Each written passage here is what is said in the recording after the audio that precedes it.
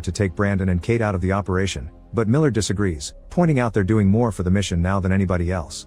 Meanwhile, El Diablo pays off a guy in the neighborhood to tell him where Kate and Brandon are hiding. This is how he learns all about Father Carlos. Later in the evening, Kate receives a mysterious message from Carlos telling her to meet him at the plaza at 10 p.m. But when she tries to call him, Carlos won't answer. It's obviously some kind of trap, so Kate and Brandon sneak into a building in front of the plaza and wait for some indication that El Diablo may be around. A few hours later, a truck parks by the park, and Kate recognizes the guys coming out of it as the thugs from Maria's neighborhood. These men do something mysterious behind the truck before leaving again, and once the vehicle has been moved, Kate and Brandon are shocked to discover Carlos has been tied to a park tree. Kate wants to go and rescue him, but Brandon stops her before she goes out, reminding her this is El Diablo baiting her. Brandon decides to save Carlos by shooting the rope, but his shot only manages to graze it and show El Diablo their location.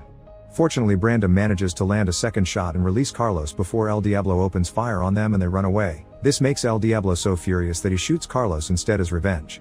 The next day, the entire town comes together to say goodbye to the priest, including Kate and Brandon. Standing behind the crowd, Brandon notices the guy that escaped on a bike the other day and goes after him, chasing him through a few streets before he manages to capture him. The guy plays tough at first, but when Brandon reminds him Morales killed the town's beloved priest, the thug breaks into tears because Carlos used to help him when he was on the streets too.